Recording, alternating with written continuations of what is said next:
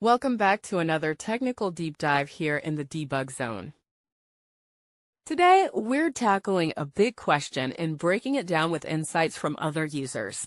Hopefully, this clears up some misconceptions and helps you get the answer you need.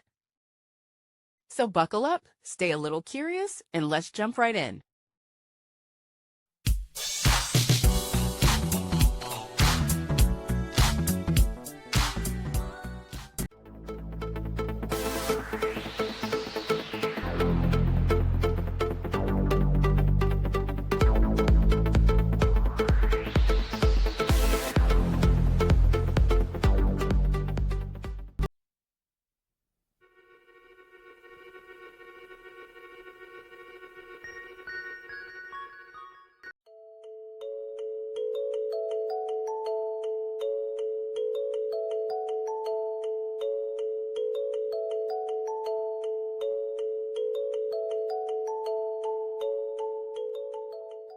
And that's a wrap.